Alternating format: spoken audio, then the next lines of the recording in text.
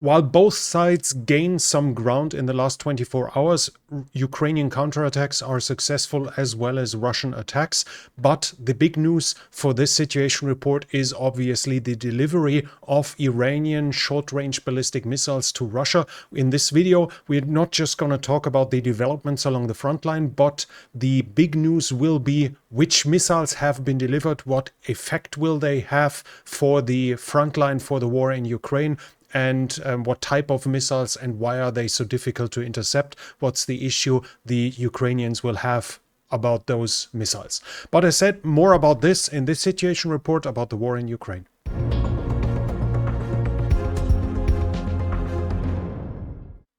Now, while the Russian strikes against Ukraine continue, there's claim that the Ukrainians managed to destroy a depot for North Korean missiles in the region of Voronezh. I am not 100% sure that this was completely correct, but it seems to be the case that the Ukrainians have destroyed some North Korean ballistic missiles on the ground.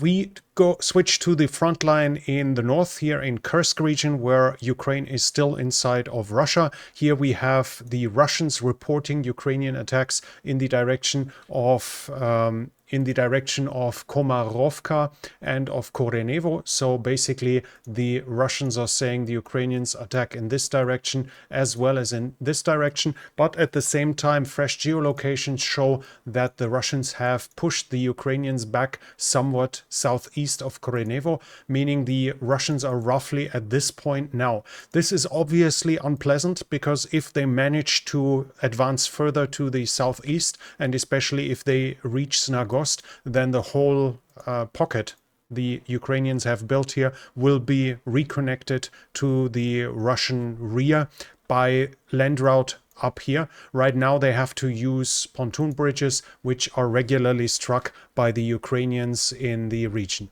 We actually have a video showing it here. I have here the screenshots.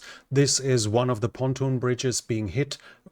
Obviously or very likely with HIMARS systems, and here we have a second one also being hit. Both of them are extremely likely from the same river here in the Glushkovo pocket. I didn't see an exact geolocation for both, but regarding to where it was published, it seems to be that it was additional pontoon bridges over the same. So the Ukrainians try to keep the Russians basically isolated in the south to cut their resupply, but should the Russians manage to push the Ukrainians back here, all of this will have been in vain, obviously, so there will be tough fights ahead in front of the Ukrainians. We have a Russian advance in the region. The Russian counterattacks are progressing. We have this here in where a video shows the destruction of a Bukhanka. That's a small bus, and the video shows a secondary explosion, which would imply that it was bringing ammunition, probably at least mortar shells, to a frontline position. Now, with this being destroyed at this point here, we would assume that the actual front lines of the Russians are further south. You don't have a mortar shells and a small bus transporting ammunition as the first line of an attack, indicating that the Russians are probably significantly further south if this was an ammunition transport. So this happened here, this geolocation, and it would imply that the Russians are probably in Kremanoe, and the mortar position was somewhere close here. At least that's what I read out of this geolocation. While this was a confirmation of the Russians operating in this area, we have other indications as well of movements here. That was a geolocation right southeast of Kauchuk. Now, in the Kauchuk region, the Ukrainians have operated a couple of weeks ago. Now we see the Russians pushing in the direction. Where the exact front line is here is unclear, but in this regard, the vehicle of the Russians drove on a Ukrainian mine and blew up in this at this point. The Russians also attack at Pogrebki, but there they are unsuccessful. In the last situation report, I showed you that the Russians were roughly here. Now we have a fresh geolocation showing that they have advanced further to the north. The Ukrainians were attacked by Russian airstrikes roughly at this position, so we can expect that the Ukrainians have advanced upwards in this direction here, gaining some additional ground. They are also advancing to the east of Pogrebki. We see that here. We have the Ukrainians at these positions here. Sorry, at this position here, I was too far. So we have the Ukrainians advancing roughly to here. Last time they have been here, so we would expect them either to come from the south or from the west to reach this point. A clear attempt, at least to me, that they want to straighten the front line and solidify their control for the coming defense. At least that's what I would read out of this here. We have Sasha Kotz also reporting about the situation here. He's one of the Russian mill bloggers, and he's saying that the Ukrainians are bringing in reinforcements, and that right now he sees still attempts. He sees that Russian trucks and vehicles are still being destroyed here on the road to Rilsk, or between Kursk and Rilsk. So between this and this, along this road, he still sees new destruction of vehicles. He says it's sabotage groups that try to reach there. Well, if they destroy something, they must reach it. I measured it. It's roughly 20 kilometers away. So this should not be FPV drones, or at the very least, that would be long-range FPV drones. Whatever it is, the Ukrainians are still interdicting traffic that is going on this road here, according to Sasha Kotz. We leave the Kursk region, so we have small Ukrainian gains, but Russian advances at a very unpleasant situation. We switch over to the northern front line here. No changes that I can see from the last situation report, so we switch directly further east. No changes north of the Siversky Donetsk either, but south of the Siversky Donetsk we have Russian advances in the area of Klishchivka. Now, in the last situation report, I showed you a geolocation of the Russians in here. I'm still unclear how they got there, what that would mean to the gray zone, where exactly we would have them. Now I have it from a Ukrainian source, admitting here Petrenko, saying that they are in the northwest. Now this is further back than we had before, but we see them again in the forested areas west of Klishivka. The map we see here on Deep State Map is definitely not correct at this point. Then further to the south, at New York, we have the Ukrainians succeeding. Now, this was the 12th Assault Brigade from the Azov Regiment. They managed to deblock the Ukrainian soldiers of the 53rd Brigade that were actually holding out in that factory that is down here. This was the indicated encirclement that we saw on the Deep State map for quite a while, but the map is already no longer accurate because we have a fresh geolocation of the Russians being pushed back here. This is in the south. So here was the area where Ukrainian soldiers held out for a week or two while being encircled, and now we have the Ukrainian flag being raised at this point here. This is down here. This should probably mean that the Russians in the whole area here are at the very least under threat, if not already pushed back. We see that the Azov Brigade is having successes here, pushing the Russians further south. Further to the west, we have the Russians in Rodivka here, and there they have apparently advanced in a surprising way, because on a video that was geolocated, we see an attack on a BTR, I think it is a BTR 80, that is being struck by with an anti-tank weapon from this building here while driving south. Here it shows that the Russians are already at this point, and this would indicate, this was I think here, this would indicate that probably this area here is more or less under Russian control as of now. So the Russians have managed to advance further inside of Rodivka, and actually quite a bit regarding to the last positions we had them inside of Rodivka. Further to the south, the Russians also managed to advance at Novorodivka, but only merely. This is a dacha area, and here they are now at the very outermost of these dachas. It's, I don't know, 200 meters or something that they have advanced at this point. We see them here. This is, yeah, less than 200 meters probably. They managed to enter the Dacias directly south of Novorodivka.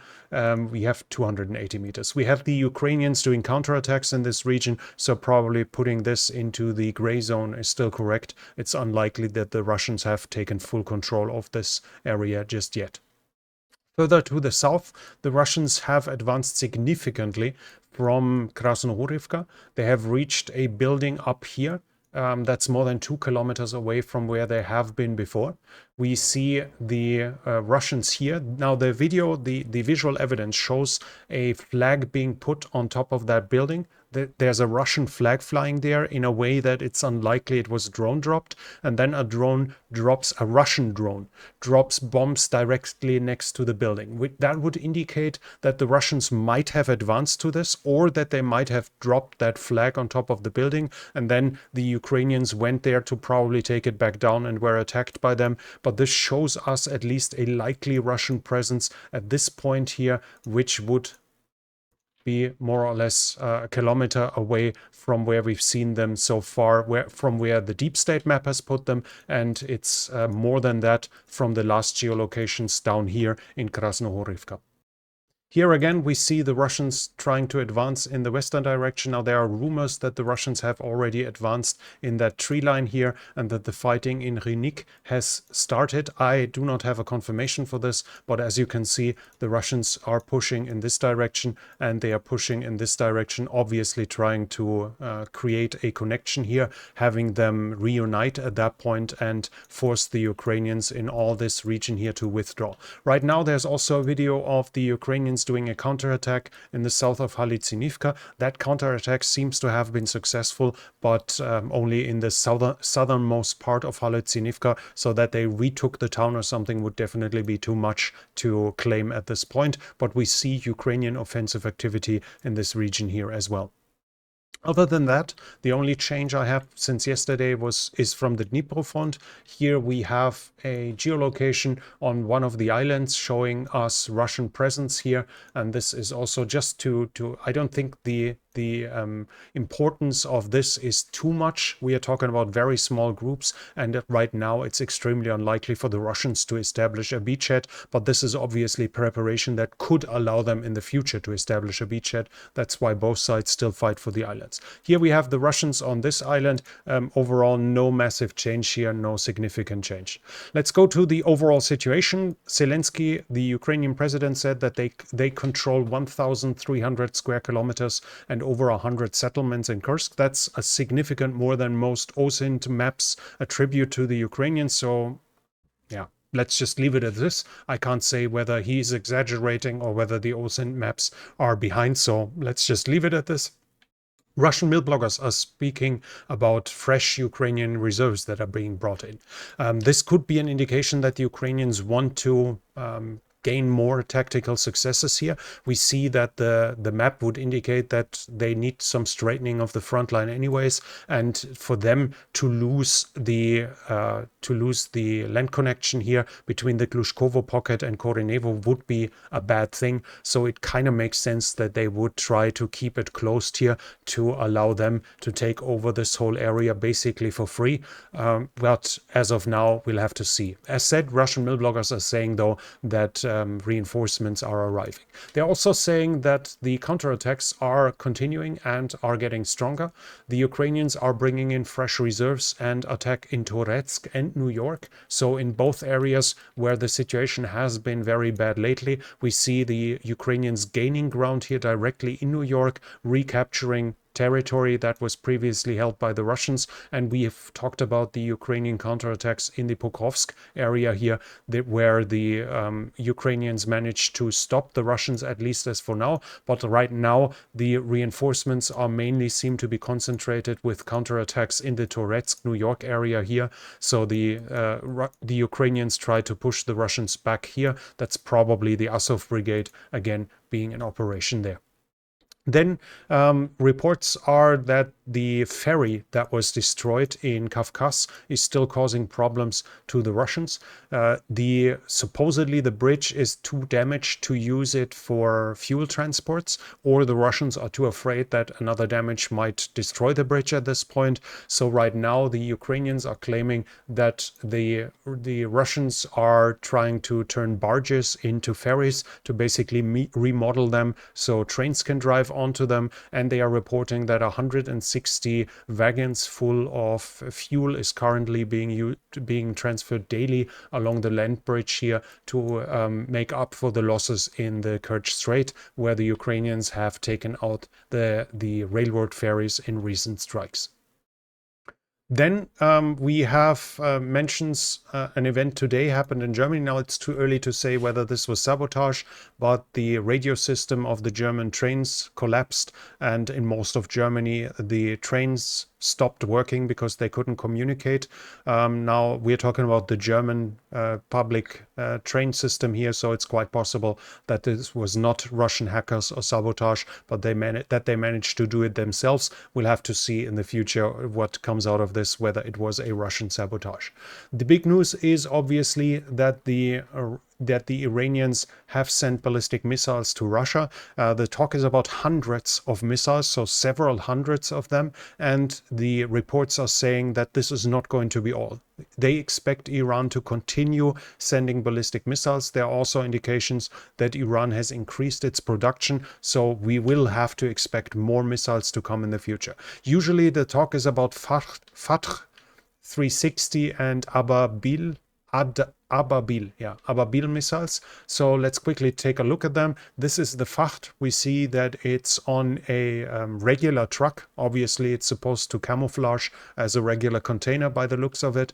This is a short-range ballistic missile with 120 kilometers of range. The warhead has 150 kilograms, and the CEP, the circular error, probable is at 30 meters. So 50% of all missiles being fired will hit within 30 meters of what it's aimed for. The other missile that's been spoken about is the Ababil. We see a model here. This is a new missile that was just put into production. The range is supposed to be 86 kilometers. The warhead is 86 kilograms. The CEP is unknown, but it's supposed to have an optic sensor to allow for more accuracy. Ukraine's problem with ballistic missiles is that the majority of their SAM systems are incapable of taking them down. Ballistic missiles are much faster than cruise missiles, and they usually fly much higher. A 300 to 500 kilometer range missile can easily reach an altitude of 100 kilometers, meaning that regular air defense systems, even if they would somehow be able to shoot it down by the speed of it, simply can't reach it because those missiles are far too high, which means that they can only be intercepted close to the point of impact, where then unless the missile defense system has the reach to reach up to an altitude of the cruising distance of the ballistic missiles. At the same time, they don't just fly high, they fly very fast. The Fatr 360 is supposed to fly at Mach 4 while it hits, so even if a smaller air defense system is able to lock onto it, which would be the next question, because it comes from such a steep angle that a lot of radar systems will simply not be able to lock onto it. Even in that case, it would be difficult to intercept such a fast target. If it's not hit to kill, a proximity fuse might open up too late, and thus the shrapnel would simply be behind the missile, etc., etc. So this makes ballistic missiles really difficult. According to reports, Ukraine is only able to take down 10% of all ballistic missiles that are being fired at them. Now the Iranians will start to deliver as well, or have already started, which is a problem. Now the range means that they can only be used close to the front line. Obviously Kharkiv will be fully in range of them, but Dnipro or something like this, deep cities further away from the front line will be safe from these missiles. The accuracy is a claim. I am not sure how accurate they actually are. But then again, they could just be used for tactical purpose along the front line to hit troop concentrations, to hit strong points of the Ukrainians, or to hit airfields that are within the striking distance here. However the Russians are going to use them, that's going to be a problem for the Ukrainians, and there's no sugarcoating it. At the same time, this is not in direct connection, but there's an IISS report that North Korea is increasing its production of ballistic missiles as well. This is fairly fresh. This is from 27th of August. The North Koreans had a parade there showing off 250 TELs, so transporter erector launchers, for a short-range ballistic missile system. Now, according to the reports, the North Koreans were doing it for themselves because Kim Jong-un wants more tactical nuclear warheads and missiles for this. But we already we already know that the North Koreans don't just send shells, they also send ballistic missiles, and they also send a small number of anti-tank vehicles. So it's possible that the increased production, some of it at least, will go to Russia here as well. Then we have reports about troop generation from the Russians. According to this, the Russian state government-run companies are trying to find soldiers among their staff. Another indication of why the Russians actually have personnel problems already. I have a video of that already done. It's so far only visible to the members, but as soon as I have a slot where I can publish it, it will be visible to everyone. So in case you are a member, check and you haven't seen it, check it out. The video is already available for you. But we see that the Russian government will run institutions also try to recruit in themselves and to find additional soldiers. And a famous Russian channel that is well connected in the intelligence agencies is saying that the Russian metro has sent so many of its staff towards the front line, and right now when they hire some, they mix it with signatures for the military. That leads to actually understaffing of the Moscow metro by now, where the specialists that keep the Moscow running are now in short supply, which could obviously in the midterm cause some problems there as well. Then we have news about international support. Germany has announced another aid package with a value of 150 million euros. That's 12 Panzerhaubitze 2000. That's the self-propelled howitzer, of which Ukraine already operates a couple. 6 of them are going to come this year. 6 are going to come in 25. The numbers were unclear where they're coming from. By now, it seems to be clear that those were bought from another country. I have no information if those were howitzers that were meant to be sold to them and they are being taken out of the production, or whether another nation already has them in operation and sold them to Germany so Germany can deliver them to Ukraine. But as of now, that means another 12 of those superb howitzers that are really liked by the Ukrainians. Also, the aid package mentions 77 Leopard 1 that are supposed to be delivered as fast as possible, but from my understanding, that's not a new promise. That's just mentioning that we still owe them 77 Leopard 1s that were promised a year and a half ago and still haven't been delivered. Leopard 1s usually were out of commission for often many years, often more than a decade, so they have to be completely refit, remodernized, remodeled, repaired. There is some modernization apparently also being done, which means that the Ukrainians will receive quite a fair number of them still, but it takes some time for them to come. Spain has said another Hawk battery, that's the obsolete air defense, which is still good enough for cruise missiles though, is going to be given to Ukraine with 6 launchers, and they are already in Poland, so they are about to be handed over. And Lithuania has said they're going to finance 10 million euros, roughly $11 million, for the Palyanicia.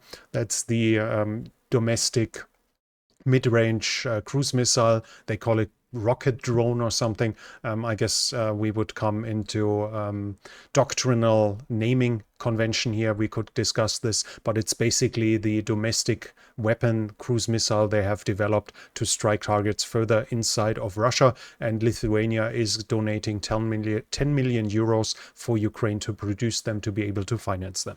But that was it from me for now for today. If you like the situation report, please give it a thumbs up. It really helps with the algorithm. Leave a comment what do you think about the international aid and about Iran's delivery of ballistic missiles. And if you're new here, I would like to invite you to subscribe to the channel and hit the bell icon so don't miss future videos. This channel is only possible because of the support of viewers like you. If you like to support the channel, you can do so by the means in the description, but that's it from me for now. Thank you for watching, and I'll be back.